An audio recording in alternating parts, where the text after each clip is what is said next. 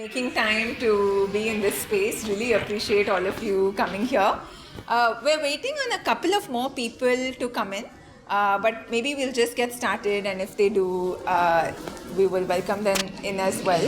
So,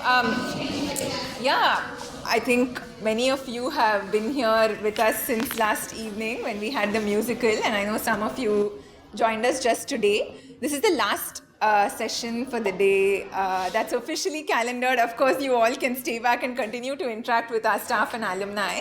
So I hope all of you have also had a really eventful and enriching day so far.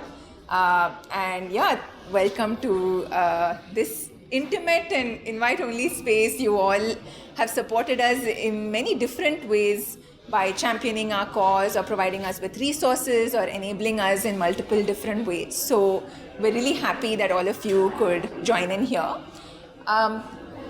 Maybe you can also be seated and we can get started. Okay, great. So I'll just share how we're going to spend the next hour or so. So first, I know that some of you are well acquainted with TFI's work and impact.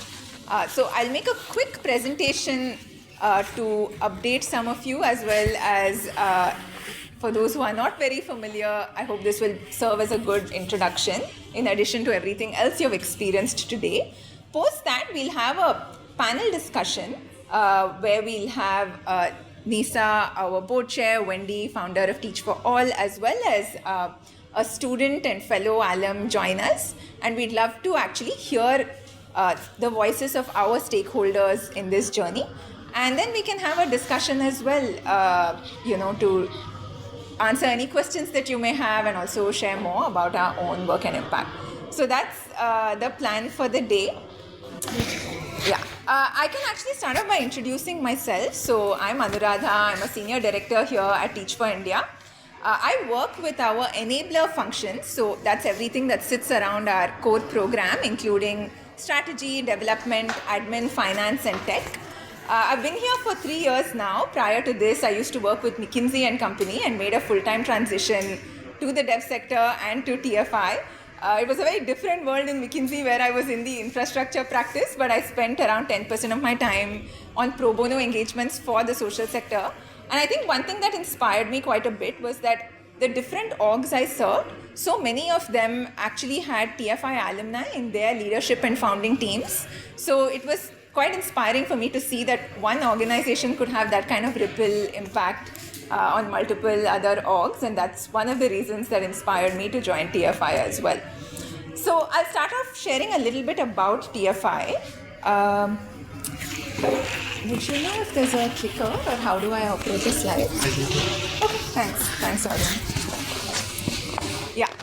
So starting off with just some really quick context as to why this work is even important and why it is that we do what we do. So we'll start off with a quick quiz on the current reality. Some of you who were in the musical yesterday, you may also be thinking of the Kaun Banega leader section in that, but let's see how we do today. Go ahead. Sharvi, could you read this out?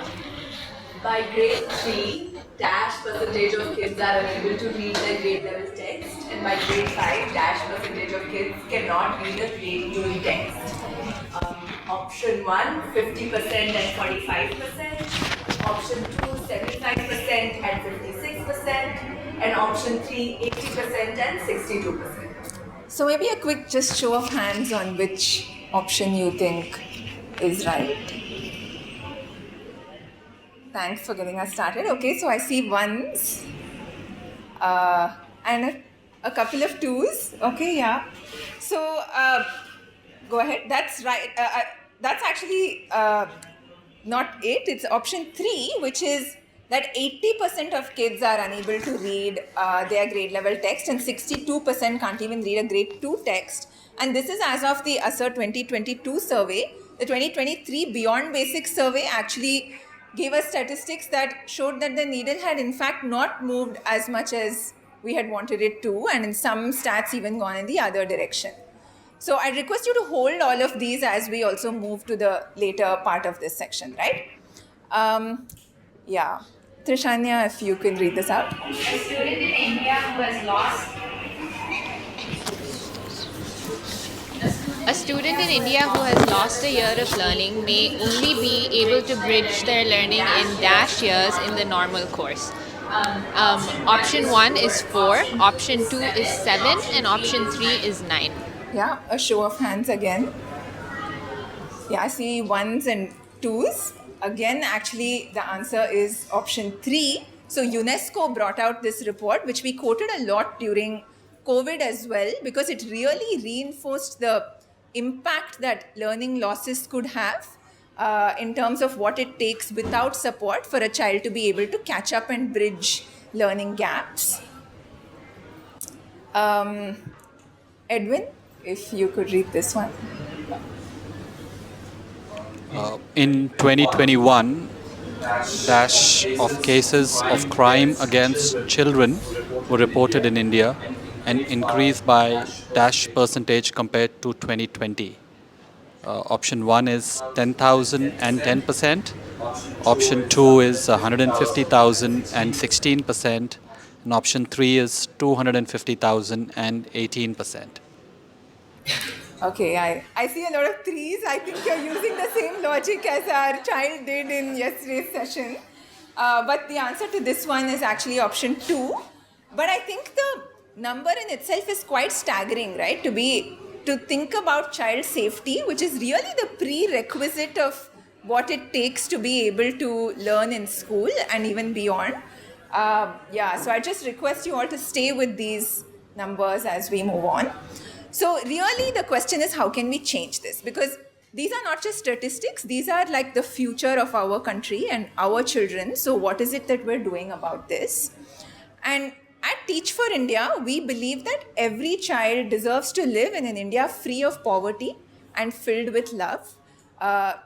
Very in keeping, in fact, with our 15-year theme, which is Lead with Love. So we really believe that this is what children need, and our best route to this India is to build a movement of leaders for educational equity. This sentence actually resonates a lot with me because personally, before this, I was in consulting and we were of the belief that however hard a problem, if the right people were put in the room to solve that problem, those challenges could actually be overcome. But we find that in education, not just in India, but globally, the best talent doesn't actually come in to solve the problem of education, and market forces drive talent elsewhere.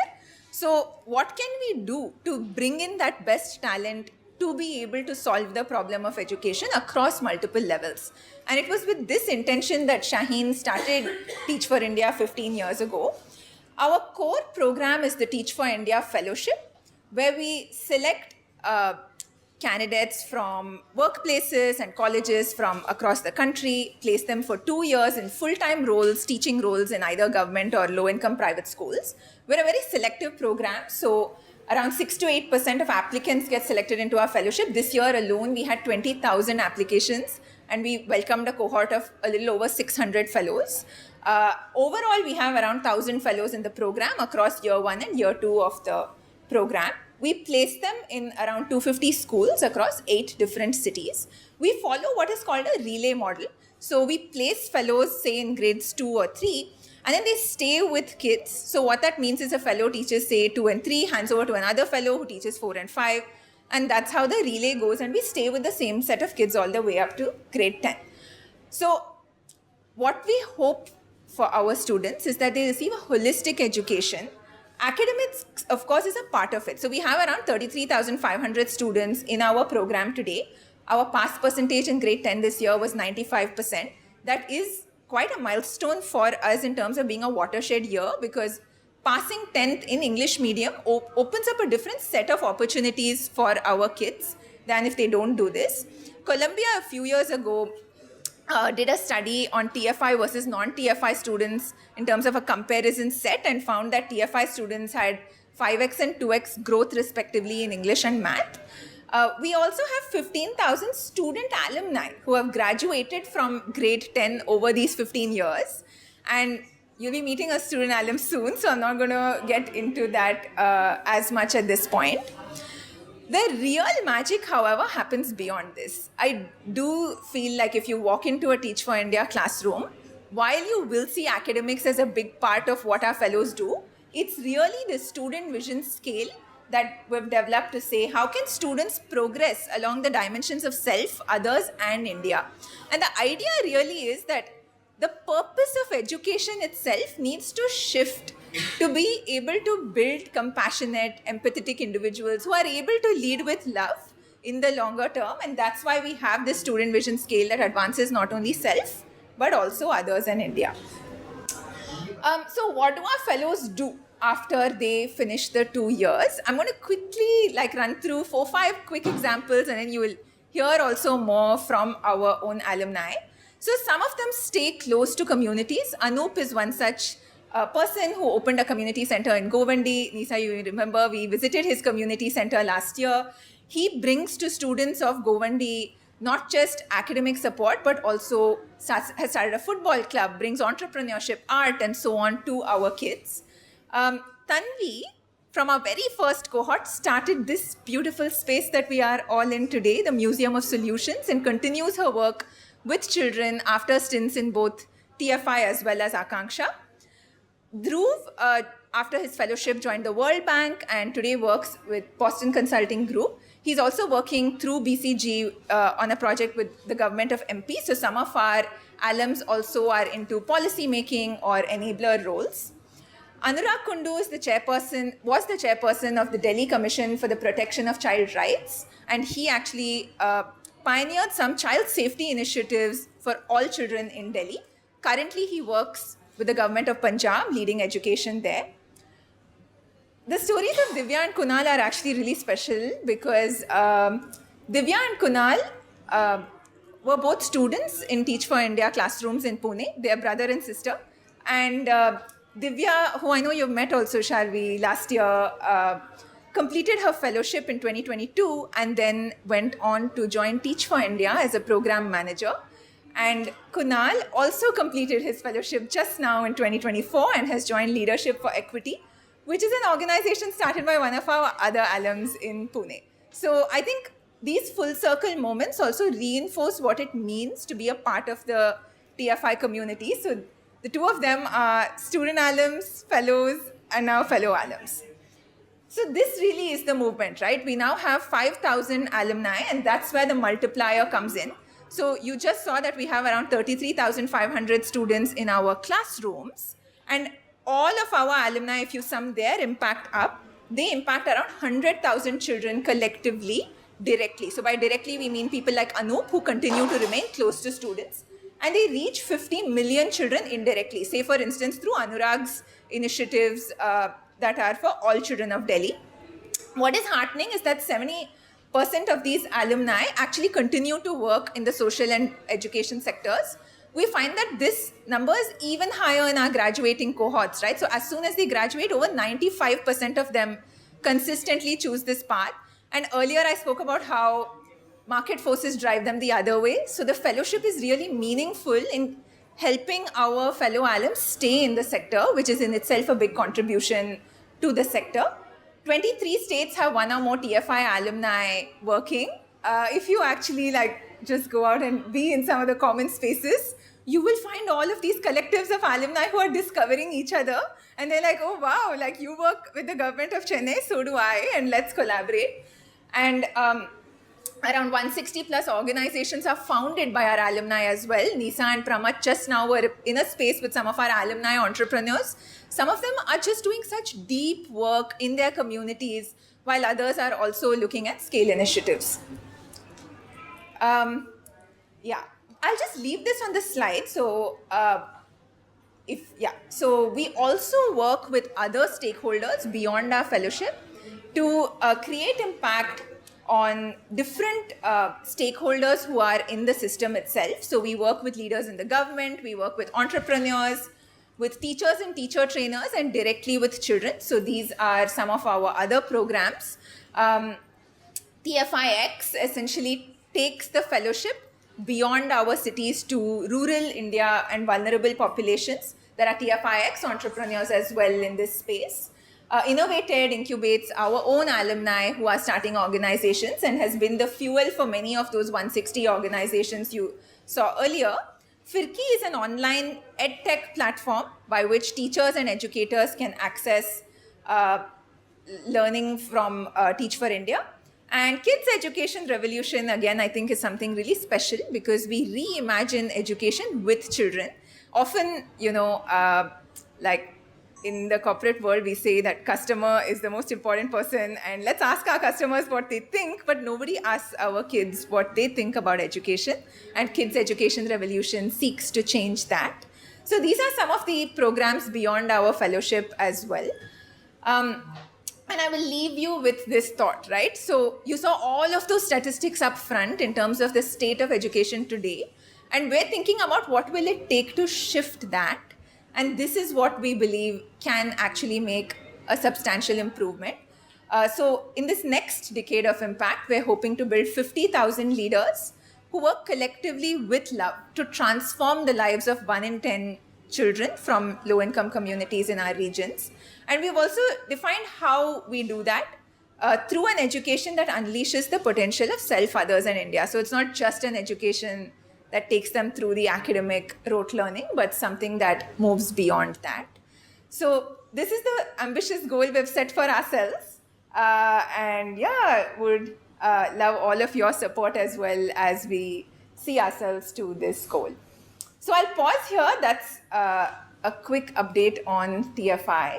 Any thoughts, questions before we move to the next section where I invite the panel up? Would love to hold some space. Can I add a quick comment? Please. It just so happens because I went to the Govandi school recently. The average lifespan in Govandi is 40 years. And it's because it's a space between Asia's biggest slaughterhouse and the largest dump site for trash in all of Mumbai. And I can tell you I was so touched and impressed by not just the courage of teaching there, but I started my day sitting in a classroom because the Jafari school is segregated, as in boys can only be in the boys' classroom and the girls can only be in the girls' classroom. The fellow had asked them to do the work of thinking about the women experience and what women empowerment questions they'd like to ask the panel. And it was me, Musharrat, who's a program manager there, and Anjali, who's been a TFI stakeholder for a long time. And we started our day with the conversation with 20 boys in a segregated classroom about women empowerment and how can they ensure safety women in their communities. So the courage with which these fellows are approaching the topics is just mind-blowing. I wanted to add that context just because saying a community center in Guwahati, I would have also looked at that and it would have had no meaning to me. But having been in that space, that means something entirely different for me. 100%. Thank you for that, Neha. Yeah. Okay, there'll also be a lot more opportunity later as well to discuss about TFI's impact. So maybe now we can invite the panel up. Rashna, Vijay, if you can introduce the panel, and in the meanwhile, we can also pull up chairs. Thank you, Anuradha. Delighted to welcome some very dear friends of the TFI movement over many years across many of our core constituents that we work with at Teach for India as well, to explore some of these questions that Anuradha has posed to us, see the impact that's on the ground, and also see what it will take to sustain us as we try and stay the path for many more years to come. I'm delighted to welcome Nisa Godrej to join us. Nisa is the executive chairperson of Godrej Consumer Products and has been a key architect of their strategy and transformation for almost 2 decades now. She sits on the board of Godrej Industries, Godrej Agrovet, Bharti Airtel, and Mahindra & Mahindra. She has a BSc degree from the Wharton School and at the University of Pennsylvania and an MBA from the Harvard Business School. She's the chairperson of the Teach for India board and has continued to be a beacon for the TFI family for many, many years. Welcome, Nisa. I'm delighted to welcome Wendy Kopp. She is the CEO and co-founder of Teach for All, a global network of independent organizations working to develop collective leadership. and to ensure that all children have the opportunity to fulfill their potential, something we've been exploring over the last 2 days as well. She founded and led Teach for America for 24 years, and then went on to lead the development of Teach for All, which is trying to be responsive to the initiative of social entrepreneurs around the world as they are determined to adapt this approach of leadership development to their own unique context. Today, the network is running in over 60 countries and across 6 continents on the globe. So thank you so much for joining us, Wendy, for this conversation. We're also so happy to welcome Asta. She's a student alumna of Teach for India. She's currently pursuing her bachelor's in psychology from Flame University in Pune. After graduating from a Teach for India classroom, she's taken up many roles, including being on the student council of the Kids Education Revolution, which you just heard about. And she's also been on the committee of the Pune alumni chapter of Teach for India as well. After graduating from the 12th grade, Asta started her project Community of Wisdom, which equips children with 21st century skills and enables them to thrive in the future as responsible citizens of our world. The initiative started with 18 students, and now Asta works with 90 students across 4 different schools in Pune. Asta, we're so happy to have you with us. And Prashant Kumar. Prashant is a mechanical engineering alumnus from NIT and holds an MBA from IIM. Prior to joining the Teach for India Fellowship, Prashant worked for 3 years as an engineer in Bajaj Auto, handling two-wheeler manufacturing, and 10 years in Accenture Services as well. In 2016, he finally pursued the Teach for India Fellowship, during which he started the Apprentice Project, which actually originated as one of the Be the Change projects that Teach for India Fellows take up in their second year of the fellowship. Currently, he serves as co-founder and the chief administrative officer at the Apprentice Project, or TAP. And it enables children from low-income communities to become leaders of today and tomorrow, again, by building those 21st century skills we know are going to be vital for this coming generation. Prashant, we're so happy to have you with us. I'm delighted to have this panel with us. Thank you so much, Vijay. So, okay, yeah, because we're recording, we'll also have to pass this along as we speak. So please do remind me. Okay. Yeah, sure, whatever you suggest. Yeah. Okay. No worries, no worries. Thank you, Vijay, and thank you once again for joining us on this panel. So now that we've learned a little bit more about TFI, would love to actually hear from our own stakeholders. Wendy, I will invite you to start us off. So would love to hear a global perspective on what is the long-term impact that you have been seeing through movements around the world on ed equity, and what is your experience of how Teach for India fits into this larger scheme of all the movements that you have seen across over 60 countries? This is such a very big question. I mean, I guess if we look at educational outcomes across the world, they're not going in the right direction, right? Like, we're in the midst of a 10-year aggregate decline if you look at the results just among the OECD countries. And if you look at the results for the other countries, like low and middle income countries, honestly, they've been in a decline on average for something like 40 years.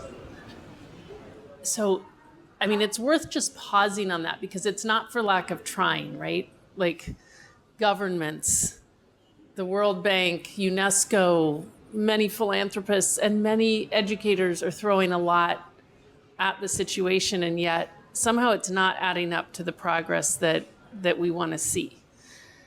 And my view from what I've seen over the last now 35 years in this is that we're investing the vast majority of our energy into things that are completely crucial, but we're missing like a piece. So like the crucial pieces that people invest in are all the kind of practical, like the technical practices of education. You know, there's a lot of focus on all across the world, like strengthening our kind of standards and the way we measure progress and our curriculum and investing in teacher training and getting buildings open and technology. Like there's a lot of the things of education that we invest in that are important. So that's why we're investing in them. But there's this piece, and there have been now more and more studies that look at this, like the question is, are all those things being done with intention? Like, do we have the people power in the system, what we've come to call the collective leadership, like enough people working throughout that system who are on a mission to make sure that all those things are done towards the purpose of students thriving, learning and developing. And what I've seen across the Teach for All network and what I feel that we have seen on full display here over the last couple of days is that this approach of ours that we kind of fell into across Teach for All is one of the things that can contribute to that collective leadership. And by collective leadership, we mean, you think about what we've seen here, and if you were here last night or even just feel the energy in this building. And I remember 15 years ago standing in the backyard of ANU here before Teach for India existed, and this level of energy, like all these people who are working throughout that system in classrooms, as school leaders, as government officials, people inside the system, but also pushing on the system from the outside as advocates, as social innovators making up for the gaps in the system, who, not because someone said be committed to X purpose, but because they completed a completely transformational fellowship that led them to completely shift their priorities and come to believe even more so, and in a way that no one can ever take away, like in their students and in kind of how we need to shift the system in order to enable those kids to actually have an equal shot. Like they're just, you can't take away their level of conviction that we have these inequities not because the kids can't do it, but because we haven't given them the chance. And they're just on a mission to do something about it. And they have networks with each other. So they collaborate and they learn together. And ultimately, if you keep your foot on the pedal in the way like Teach for India has, I'm just blown away by Teach for India. And I'm a fan of all these Teach for All organizations, but it's incredible to see just the continuous improvement and consistency of this work just every year, making it bigger and better and with such depth and with scale in a way that ultimately, does enable all those technical practices to be done with intention.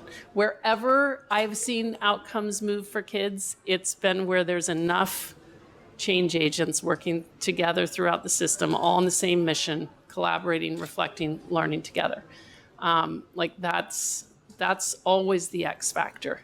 So that's what this effort is all about, Yeah, thank you. Thank you for that, Wendy. You spoke about change agents and a collective movement. Would love to actually switch gears now to an individual in this movement. So Prashant, I will come to you next. Could you share a little bit more about your own journey, the fellowship, beyond that, what it is that you do now? And then, we can take it from there. Okay, and I'll probably start a little bit before fellowship and just my intro covered that. So I come from a corporate background, of course, 13 years in corporate, had an MBA, had not thought or planned a lifetime of work in education. So for me, 2016 is when this journey started, and fellowship experience was in Pune in a public school. In an honest admission, with the hope that this is where it stays. Journey of education started very tough for me, and I think like most fellows will relate to that. And then something that has been one core part of the experience, that it's a huge challenge.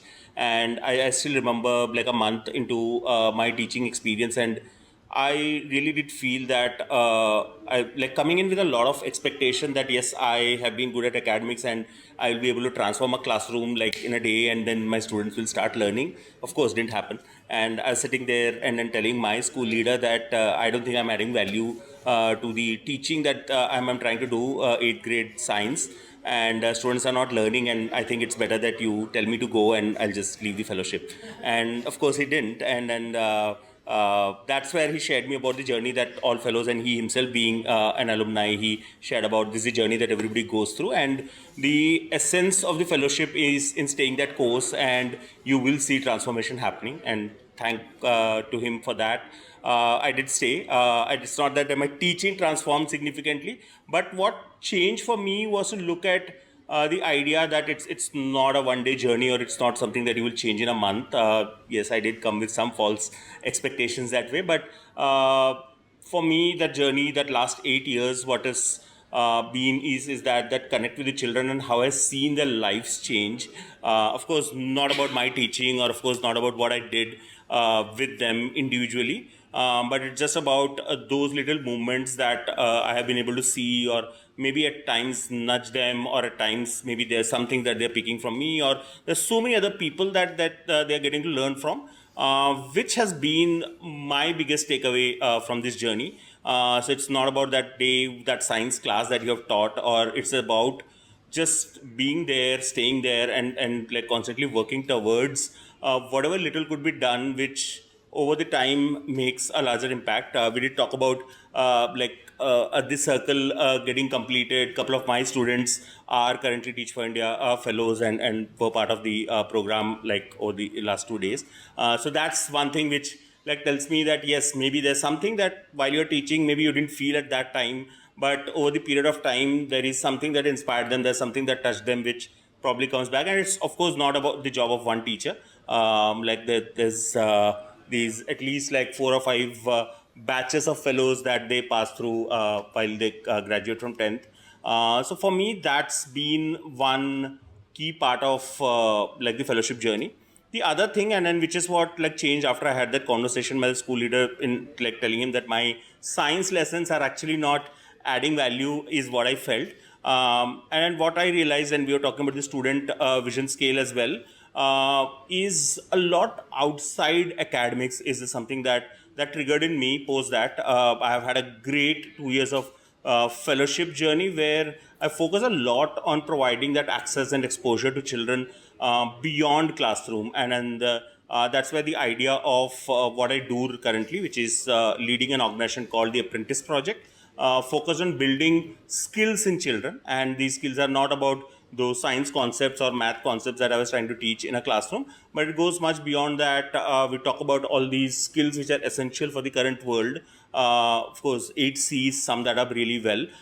We talk about 21st century skills. And as an organization, as an idea that we started off along with our fellowship, was that of course there's a lot of work that's already happening in building literacy, numeracy, and helping students go through 10th grade and then go to college. But what's going to help them do well at that is if they have these skills which are going to take them through college or take them through a better life.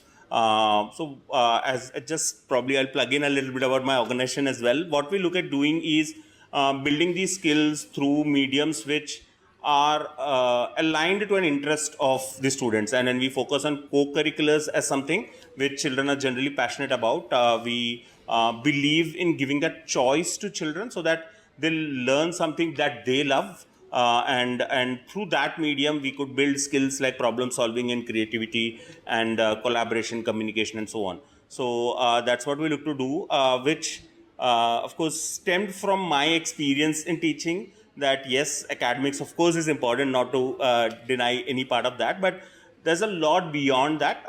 There's a lot about you staying that in that journey with your student. Like 8 years down the line, a lot of them have passed out of college and are active part of workforce, but that connection, just making that transformation in their life really has been the key value from my perspective in the fellowship program. So yeah, and that's what what I want to share. Yeah, thank you. That's really interesting because it's like you read my mind. Because my next question was, how has the fellowship sort of influenced your journey? And the two things that I heard so clearly were in terms of just that shift in mind frame as to what is the sort of timeline for impact, and that it doesn't happen in a day, but also the holistic nature of it.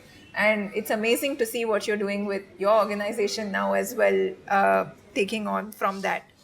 Asta, I'd love to come to you next. So, I would love for you to reflect on your own experience as a student at Teach for India. Maybe you can first share a little bit more about just your own journey, when you graduated, what you're doing now, and then we can come to reflections from you. Okay. Hi everyone, my name is Astha, and I'm so excited to be here. First of all, here.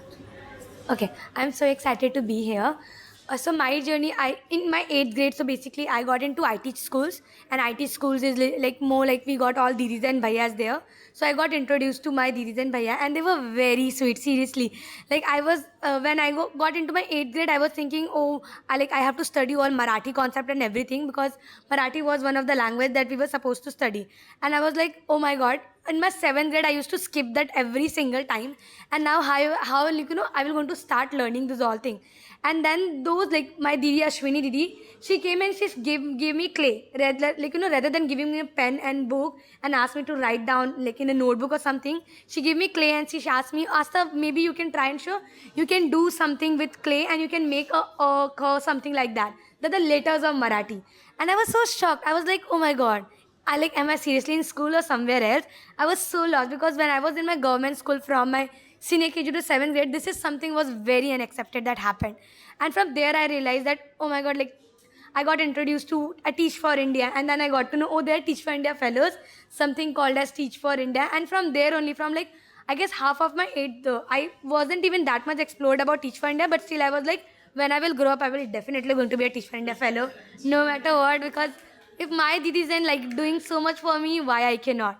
So this is how my journey started. Then like later on I got introduced when I was in 8th grade during pandemic, but because it was pandemic, I got introduced to KER, Kids Education Revolution. Kritika Didi was there. So after when I got introduced to there, I learned about 8 C's, 21st century skills. And then I got the opportunity when in my 10th grade, I got the opportunity to join the offline, like the in-person KER. And there I met like Shaheen, Didi and everyone, and they all were so sweet, literally. Like people were hugging each other, they were talking about love and every single thing. And my heart was like, oh my God, I'm in a magical world or something like this, because I have never explored such thing. And after that I understood, so there's a PTOC, Personal Theory of Change. I still remember like Didis were teaching us. And from there I like picked up all the points, and we were learning about design thinking, where we feel, imagine, do, share. That's like the feeds. So after learning that from KER, I actually tried to think of like what I can do. So I went to one of my Didi, Konkana Didi, and I said, Didi, I want to do something for my student. And it's like, your student, you are only student right now. Where are your student? I said, no, Didi, I want to do something, because at the street area, I can see like student, like they want to read Didi. Didi, I went, because I went once and I asked the student, and they were like, literally they were like looking at the newspaper or something, but they were unable to read that. And I was like, Didi, I'm so privileged that I got the opportunity to get into Teach for India, but what about those students? But my Didi said, Asta, hold on, just for right now, you are in 10th grade, the boards are just like, about to come.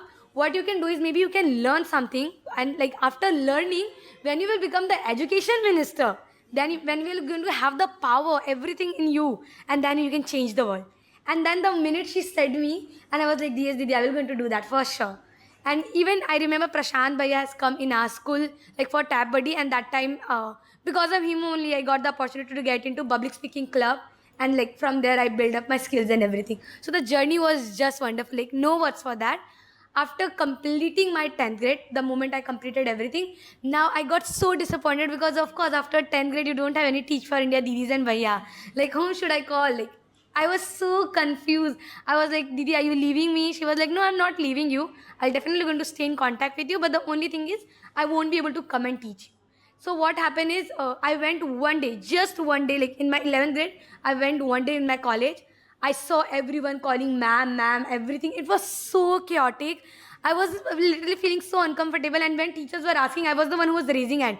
And the rest class was like, oh, they were like this. And even the teachers were just coming and reading, like just reading. I was like, my teachers has, like my didis and bhaiya have already teach me like RC, I can read it by my own self. You not need. And that's why that was the only day when I went. For my 11th and 12th, I did everything externally. So I never went to college at all. Yeah. The only... You don't tell in public. Because I cannot find that vibe. Like, I don't know how should I read everything. Like, I don't know what they were teaching. I was completely blank. So what I planned is rather than I go and teach, like, rather than I go in school, like college, and again they will go to teach the same thing that I can read by my own self. Better I stay at home, do my self-study, and do some extra curriculum activities. So from there I went into like, yeah, back again. I joined like some different programs, and I got an idea that why I should not start my own something like project. Like from Feeds, I got the idea. And from there, we started with Community of Wisdom. I reach out to 2-3 people. I remember some of the fellows. I said them, how should I do that? And the best thing is now, whenever you reach out to any didis or bhaiya, they will never say, oh, your idea is like this. Oh, it's boring. Just like, you are so small to do that. They're always like, oh my God, we very much like this idea. Now you think of how we can improve it. The best thing is that. And that is something helped me to learn about Community of Wisdom. And then Prashant was a huge supporter for me, like honestly. And almost all the TFI fellows and everyone, because they helped me to raise the funds and everything for my students. And like the best moment is right now, you can see like those are my students. They're here right now also of Community of Wisdom. So I was just introducing to my students also that see these are the fellows, how I learn. You will also going to learn the same thing. Like just try and explore every single thing. Wow, okay, thank you.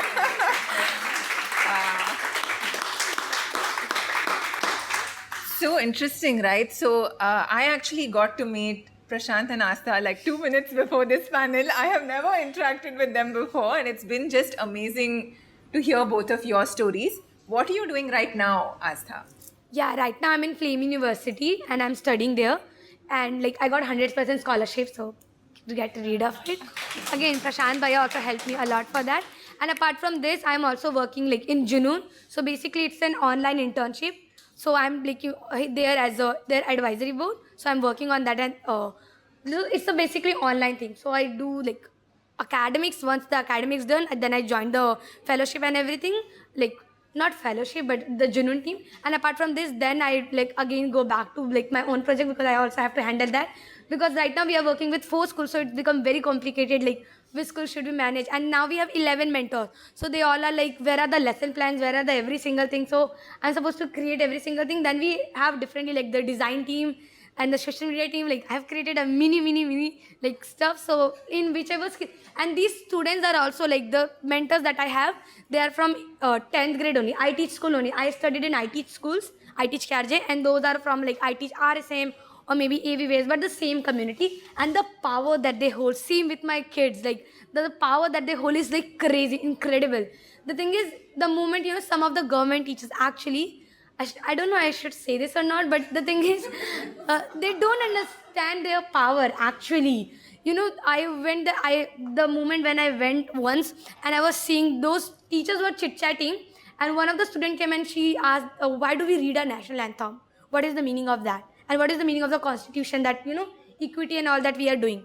The teachers were like, they are just in book and you are not supposed to ask this question, just go. And I was so shocked. And the thing is, the project that I started from the starting was the school in which I had already studied. So I was like, no, they cannot experience the same thing that I already had experienced. They have to experience something new. So therefore I started from there, and like we explored about equality and everything. And from there they got to know like about other stuffs and everything. But yeah, I feel the power that the students hold is like no words for that, seriously. Thank you for sharing that. Yeah, I think just the energy and enthusiasm in this response has sort of like lifted what the room is feeling as well. Just like so incredible to hear everything that you're doing, Asa. And I didn't know that you both knew each other as well. So that's amazing to see too, the power of the community. Nisa, I will move to you next.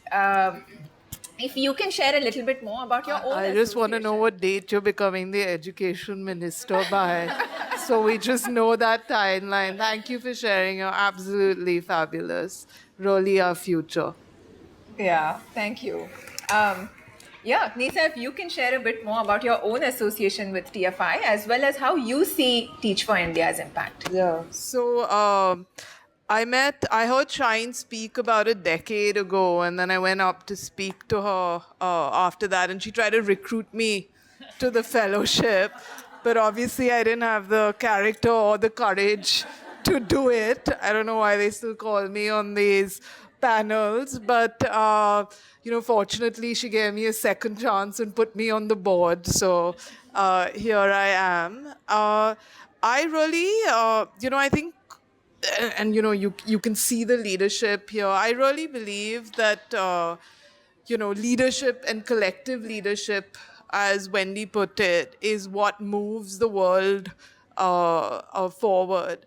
And I think Teach for India is really that platform that brings people who come from these strong educational backgrounds to come and see the reality of what is happening in education in India. Because most people from our backgrounds, and even most government officials, their children are not going to public schools. We're all opting out in healthcare, in education. So I think this brings people who care, people who are smart, into the system to really see what's happening, go through the grind, which is not easy, see how difficult change is, and then hopefully come out of that and become a part of this, collective system. I mean, two stories I'll share. I think Anurag Kundu, who we spoke about, was child protection rights in Delhi, and I think the impact he had there was absolutely huge. Now he's in the education ministry, leading it in Punjab. That's a big impact. And funnily enough, in the earlier session, Pramod said that Punjab government keeps throwing out the Khan Academy from education. So I just realized we should put Pramod in touch with Anurag and sort that problem out. So I think these fellows, my idea in Teach for India was not to just give to see the transformation of you, but I'm seeing that also, but these leaders who could go and have bigger scale. But it's happening all over. And I think if you look at education in India, so you have Anurag, who's now in the government, but I don't think there's any education, non-profit, foundation, anywhere you look, they're Teach for India fellows. There's a leadership school in Pune called Avsara. And basically all the kids are from Teach for India schools. Most of the teachers, leaderships, they wouldn't be there without Teach for India. So I think the impact Teach for India is having both in the short term, but what it will do for the long term education in India, in my mind, is incredible. I think one more thing that I want to add is, I think just being part of Teach for India, it's not just the fellows. I think someone like me has really been transformed. In the play yesterday, they talked about, what has love got to do with leadership. I was the one who had that conversation in the board. I think Wendy or Shine fortunately told me to shut up and said, just keep quiet. You don't know what you're talking about. Thank God. I'm very grateful to you. But I think, there's this author, Glennon Doyle, and she said maybe imagination is not where we go to forget reality, but where we go to remember it. And I think this organization, these people coming together, is that you need reason, you need science, you need all these things to move the world forward, but you also need the belief and the love that every child matters and that we must do this work. So I think I'm very grateful also for the personal leading and opening of eyes that being part of Teach for India has had for me. Thank you for that, Nisa. Yeah, I'll switch gears a little bit now. In terms of what does it take to enable this kind of impact, which all four of them spoke about, and what is the role of philanthropy in this? Wendy, would love to hear from you first in terms of globally, what is the kind of philanthropy that you have seen that enables the most long-lasting change? Like, how would you characterize I think this that? is a setup of a question. But it's true. I mean, we were talking earlier about all the different constraints in the funding world. And of course, the donors have their own constraints that can kind of lead towards like, okay, we need to see measurable results. We need to move on. Like, we can't just be there has to be some sustainability on the NGO side. And I was just saying that, and we were having this conversation earlier, like, there are the outlier supporters, thankfully, all over the world. And I know there are many here in India who've been really the reason that the Teach for All network and each of these network partners has been able to thrive, who kind of move beyond that and who get that, the only path to the kind of long-term fundamental change, like ultimately aggregate outcomes improving, is to play the long game. And while maybe not every organization should be sustained forever, some of them really need to be, and they can't become revenue generating. So, I mean, this is so foundational. I mean, to Anuradha's point at the beginning, there are TFI alums everywhere. Everything else people want to fund kind of rests on the talent, leadership, energy of a lot of people, including many, many people within this movement. So I just think we are where we are across Teach for All because of the very long-term kind of foundational commitment of a bunch of people, like many in this room, who've just decided to stay in it for the long term, like who see the immediate impact and get that there is a much harder to measure but long-term impact that's so important, and who get that. I mean, I look at where you all are here, because it wasn't exactly a straightforward path. Like, you just pop in here and see where it is 15 years in, and it seems like, wow, this is just, but if you came in at any given point, there were so many challenges, so many temptations to sort of shift gears in one way or the other, but just keeping their foot on the pedal and like growing the movement, continuously improving, like it's that will ultimately, I mean, we need that for 15 more years and then probably another 15 years beyond that. And if that happens, just the exponential sustained impact of that will just be, it will differentiate what happens here from what happens in a lot of places. And that's what leads to outcomes improving over time. Thank you, Wendy. I think it's that kind of exponential sustained impact that we're also looking to create with our North Star and beyond. Nisa, would invite you to share a similar perspective from, as a donor yourself, as, somebody who supports education in the country. Would love to hear your perspective and learnings over the years.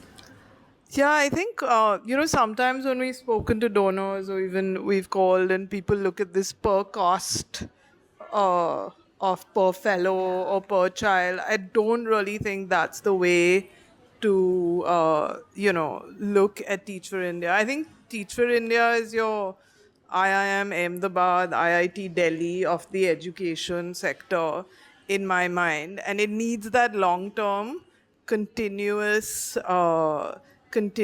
investment.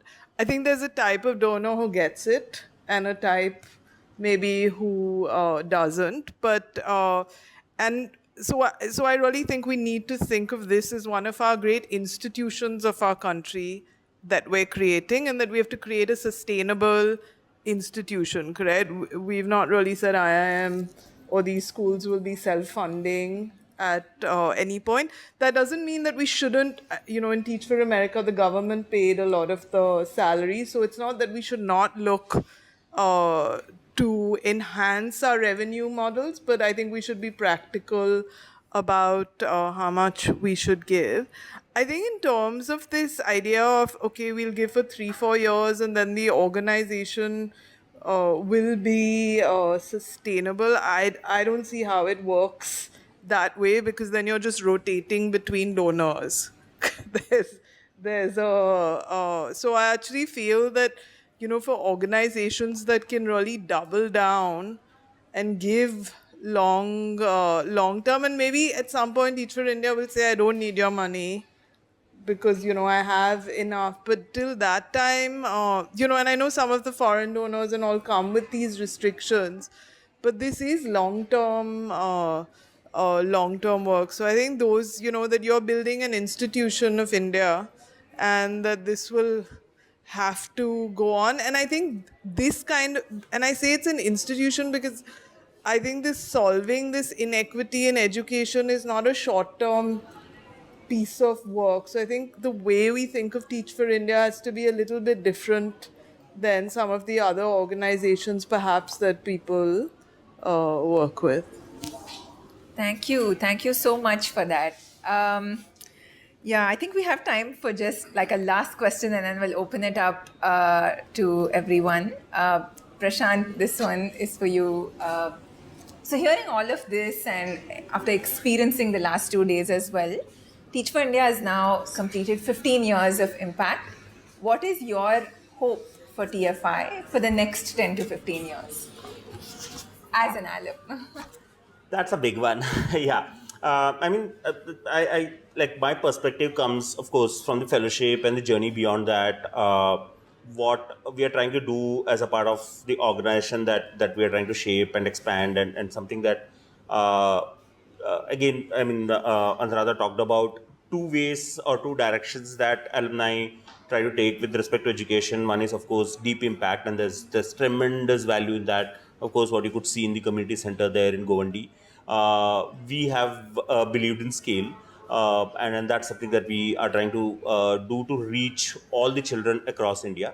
And just connecting back to the question, I think if I have to talk about hope, and then this is something that we talk about a lot in our organization's leadership as well, is eventually I would want to see the champions, the ambassadors, the partners that we all work together.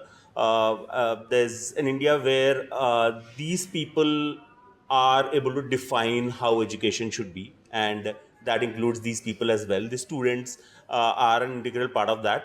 Unfortunately, that's not how it is happening right now. I mean, there are, of course, changes happening, but the whole idea of what I imbibed from the fellowship is, it's not about the 2 years, it's not about what you do in the classroom, but it's about a journey that happens beyond that, and then you go to places, or you're able to get into positions or roles or aspects where you are making a much larger change, which eventually helps transform the system. So yes, I don't know how many years do we put to that, but some years down the line, we look at education being defined and transformed by these champions who are looking at it as a systemic change, and not just about a child is able to read a text or is able to do a math problem. So I think that's important there. I think the skill-based holistic education is something that I see happening, and that's my hope for the future, that it's not around some tests that determines how education should be and what is good education. I think these are my hope for future, and I believe it's a collective effort that multiple people bring in, and of course the central part to that is a student like Astha. Thank you for that, Prashant. I think that was such a beautiful thought to say, what would it mean for our community to also be at the forefront of this movement, and for us to sort of shift that purpose of education itself. With that, I will also bring us to the end of this part of the panel discussion. So thank you so much for sharing all of these thoughts. Any questions, thoughts, reflections from anyone in this room? What are you leaving with? Would love to hear.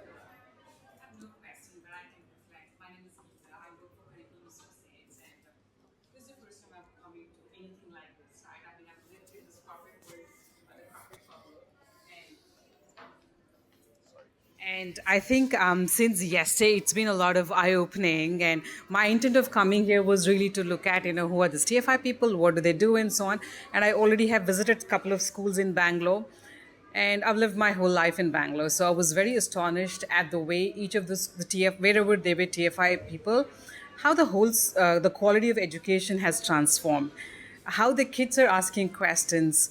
And in fact, I have a son who studied in a public school, not in a public school, in a private school, because I think in India we say government school. So after visiting a couple of schools, it's always been a whole new reflection for me saying, did I miss the bus? Right? It's very different because I think it's very overwhelming for me as well. And I'm almost looking forward for, how I could give back as well to the community. So... And congratulations, Asta. I'm sure you're going to become the education minister sometime. Thank you.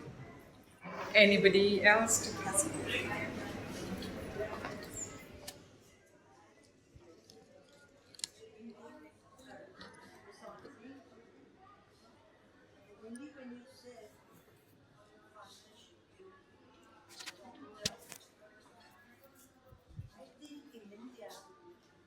Whereas when there is no support from the government, none whatsoever, and we are not allowed to charge fees to the students.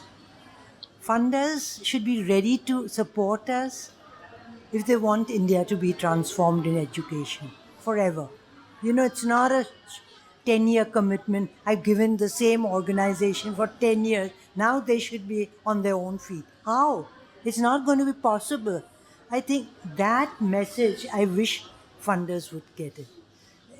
Some organizations as a policy say 3 years or 5 years maximum. Then you should be on your own.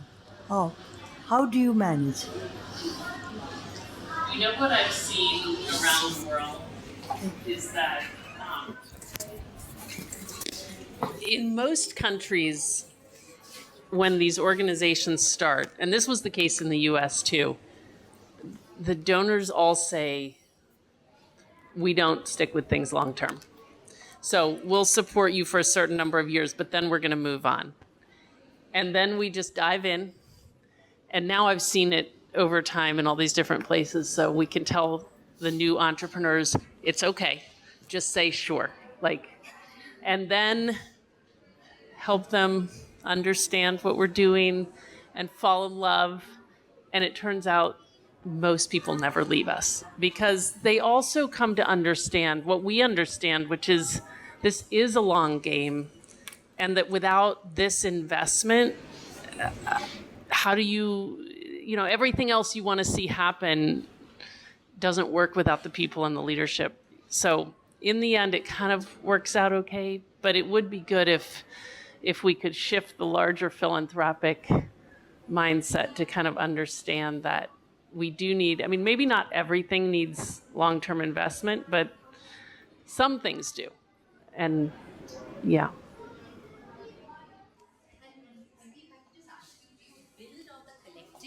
How do you build on this collective of philanthropists, and what do you do in America to keep explaining to them that this is a movement, this is long-term? How do you get their buy-in, their love?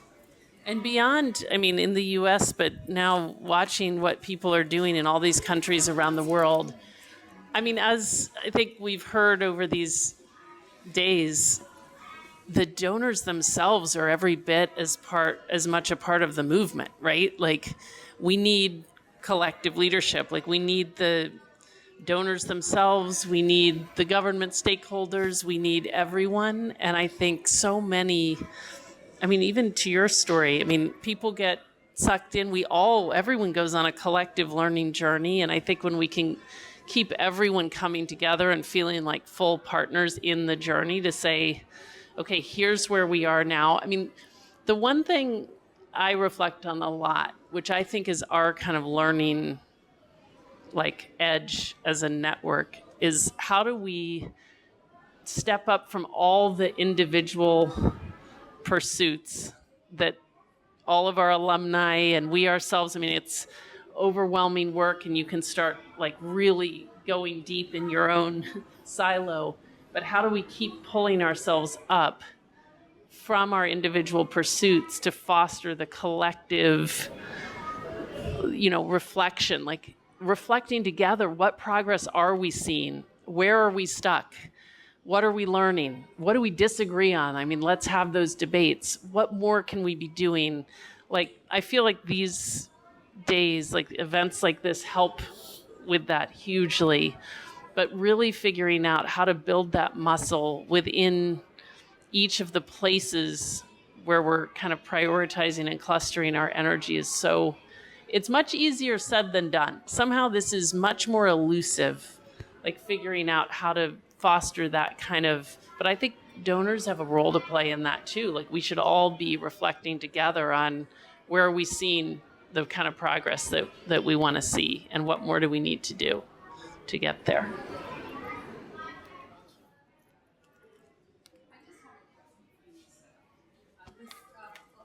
Corporates kind of, dedicate the 2% on CSR and so on. Is that something which is, can also, for TFI also can be considered? Yeah, I think they get a lot of. How much of your budget is CSR? So around between 60 and 70% of our budget is actually. I see, okay. Because I was I'm absolutely new, so excuse me just in case I'm repeating the question. Because that's one thing where I see a lot of corporates would like to come up and, that's another channel for the donor. Do you have any restrictions on CSR? Or for the, no. Yeah, okay. I think also one of the things that we do have to help, and some organizations have done, is build these corpuses so that every year is not a really hard treadmill, and that money also has to come from foundations and high net worth individuals. So I think it's a mixture that's out there. And a lot of our funding, philanthropic funding in India, goes to temples. So there is an opportunity to say, the modern temples of India will be our schools. So there is money, how to, and some organizations have also done retail funding, and I think Sarah, Anu, the team really work on that. But all ideas are of course welcome. Yeah, sure. Thank you.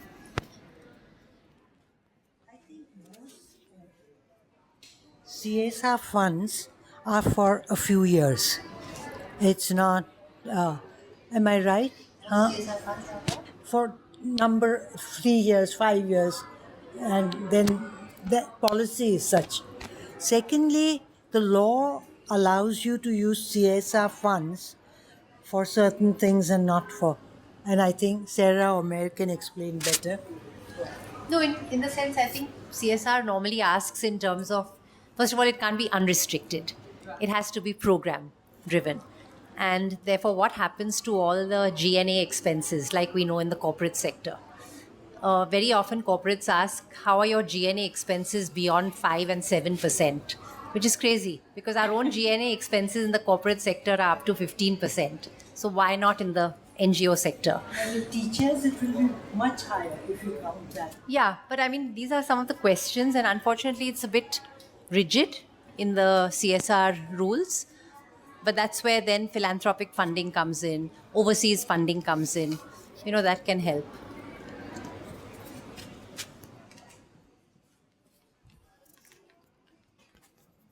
My name is Vijayalakshmi Rao, and I'm slightly out of the, I've worked in corporate for decades and currently associated with the social sector through not only an NGO that I run in Chennai, but also through an organization called Social Venture Partners. Where we fund small NGOs, not the size of a TFI, but smaller NGOs through what we call engaged philanthropy. And we give money out for capacity building. And just sitting through what I saw of TFI yesterday and going through all these exhibits, this is not a run of the mill NGO. This is a movement, right? So the kind of funding that this organization probably needs, even for capacity building and to reach that threshold, where this whole movement can take off for the country as a whole, I think we need to look at it very differently and very creatively, perhaps. Maybe have one budget for your CSR and whatever funds you get out of foundations, etc., for running TFI. But maybe the corporate world, and you looked at the Hurun list which came out 2 weeks ago. Look at the kind of money that there is in this country. How can all that be channelized very differently for capacity building, for movements like these? Not just an NGO. I don't know, this baffles me, and this is a thought that remained with me throughout. I mean, we're talking of inner transformation, we're talking about, how to sustain this whole thing, and I agree with you, Nisa. This is the IM for education. Any NGO I meet has a TFI fellow there. How do we build this? I think this requires a completely strategic discussion where we involve all stakeholders, be it the government, be it the corporates. Can corporates think beyond CSR? I think that is a discussion that we need to have. Even the corporates have the CSR because it is by government, right? Otherwise, I don't know how we would be thinking, right? Because it's a 2% mark, so all of us through the year we start working towards how we will spend this. So I think corporate, one is what government has devised, the other one is them nationally. I think the second part is probably where we have to activate more because the government thing anyway it's happening on that. Yeah. You know what you said is so beautiful. I request you to write an article in somewhere in the paper or something. Not we who are very involved with it talking, but someone who came from outside and saw this. It's just not an NGO. It's a movement. And if these letters come from people, unfortunately, my experience, I don't know what you think, tell me, our heads of organizations don't even come to these functions. They send the CSR people. And CSR people have limited vision and they have to keep to the boundaries which our organization has set. So how do we make the heads of organization excited by this movement? If you have any ideas, really, how can we reach them? Even if I hold a dinner and call the people, they say Annu means fun collection. So most of them come with some excuse why they won't come. It's quite frustrating. I mean, it's easy to... So if anyone... Have you had a better experience of calling people and heads?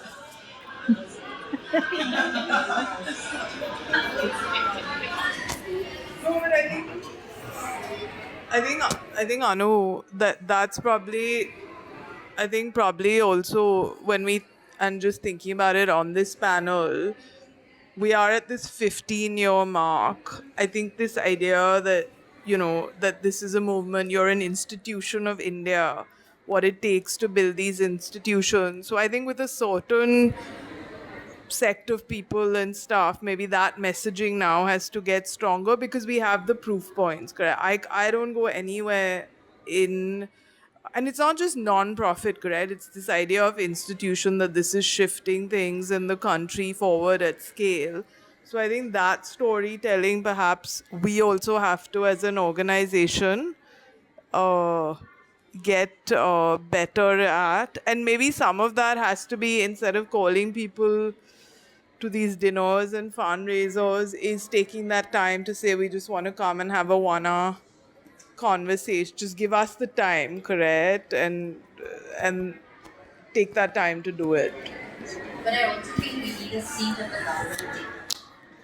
I think the government has to, whether we like it or not, the government has to be a partner in a movement. Yeah, so I mean, maybe these are the 15-year things that we need to think through, and maybe which government, correct? Because this is also a state level issue. So do we target a few of the I don't know what that answer is, but maybe these are some of the strategic things that give it back to the team. We're glad you're keeping your daughter on her toes. Thank you so much for being a part of this space as well as really interesting discussion, and special thanks to you for being here and sharing your own experiences with us. So yeah, that brings us to the end of this session. And please do continue to stay on, interact with our alumni, with our community if you so wish. Thank you.